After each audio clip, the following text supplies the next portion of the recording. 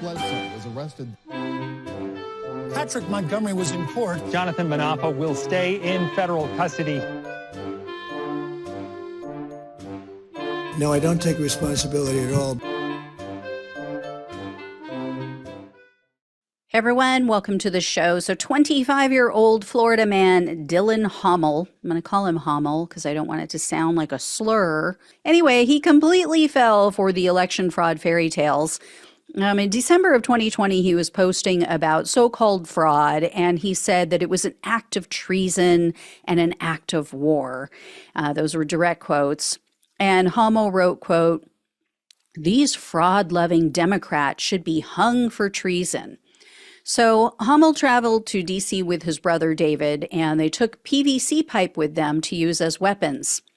They also had on tactical vests. They wore goggles because that's what you do when you go sightseeing in D.C.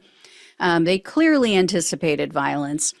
So following Donald Trump's speech, he and his brother headed to the Capitol, and Homol was live streaming to Facebook as they were marching there, and he was heard and seen yelling that they were, quote, storming the Capitol building. And then they were, quote, counting the electorals in there right now, and we stormed it. Homol also told viewers, quote, "Cops ain't on our side, but they can't stop us all." So Homol quickly made his way to the front of the mob. He was directly in front of a line of police officers, and he was yelling at them. Homol was calling them bitches. He called them, quote, communist cops. Eventually, the mob became more violent, and then Homol took advantage of the chaos, and he pushed through the police line. So after he made it past the police line, he's behind the police, he raised his hands in the air, and he pumped his fists like he was celebrating. So shortly after that, the police line collapsed. And then Homol was seen on surveillance video illegally entering the building. This was around 2:45 p.m. So Homol moved to the second floor outside the U.S. Senate chamber. He joined in with a bunch of people who were screaming at officers. And he was heard telling the police, quote, "We're with you. Look, nobody's gotten hurt yet." And, quote, "We're sorry you got to deal with this, but it's a Trump country, and we're fighting for it like it's 1776. So the officers were seen and heard repeatedly telling the mob to leave, but Homol was screaming at them that they swore an oath to the Constitution. And then Homol finally left the area after a while, and he headed to the rotunda. Ultimately, there was a large contingent of officers who came in. They had to physically force everyone out. They had to push Homol and the rest of the mob out of that room. But before that happened, an officer tried to take Homol's PVC pipe away because even though Homol had a flag attached to it, the officer knew it could be used as a weapon. So he tried to pull it away from Homol, and then the two of them were fighting over it. So for about 10 seconds, the prosecutor said they were seen on surveillance video. Also, you could see him on the cop's body cam, and they're struggling over this PVC pipe. So eventually, the officer won. He took control of the pipe. And then Homol was forced out of the building, and he remained outside the Capitol for a while. And then he tried to push his way back into the building. He eventually moved away after he was sprayed with chemicals, but Homol remained on the Capitol grounds for some time after that. So following the Capitol attack, Homol messaged a bunch of people, and he referred to January 6th as, quote, absolutely legendary. And then Homol also spread conspiracy theories about what went down at the Capitol, of course. In one message, he said, quote, "The cops let us in, LMAO." And then in another one, he wrote, quote, "It's crazy how set up people can be. Nothing is wrong with it, but people can adjust clips the way they want to make people look bad." But Homol texted other people, and he said kind of the opposite. He said that the police were deploying flashbang grenades, that they were shooting some people with rubber bullets. So, I guess after trying to keep the mob back, they just let everyone in. Is that what he's saying? So on January 28th of 2021, the FBI interviewed Homol, and he had all kinds of excuses for his crimes. He said that by the time he arrived at the Capitol, there weren't any barricades. He claimed that he didn't see much of anything going on outside or even inside the Capitol. And Homol said that the doors were wide open. No one was telling Trump's terrorists to leave when he got to the building, so he just thought they were being invited in. But then Homol also tried to say he was forced inside.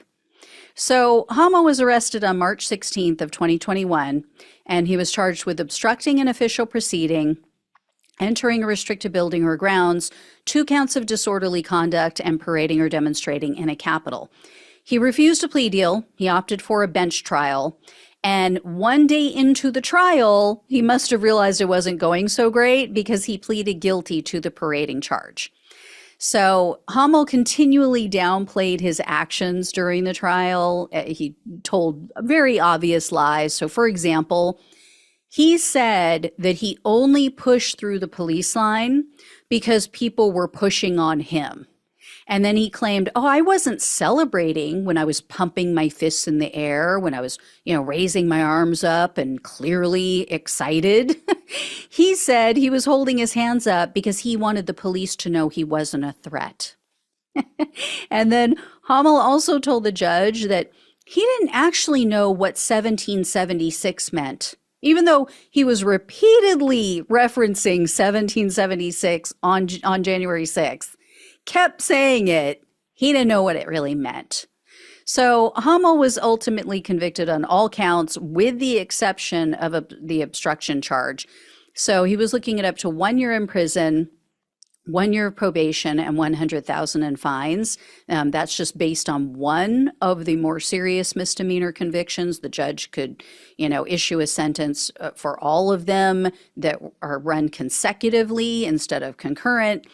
This time, the government requested a very real sentence. They asked for 2 years in prison, 1 year of probation, 60 hours of community service, and $500 in restitution. At his sentencing hearing, Homol told the judge, quote, "I regret being part of that day." And then Homol conceded that he acted rude. That was his word. But unfortunately, Homol had one of the weakest judges on the planet, Judge Gia Cobb.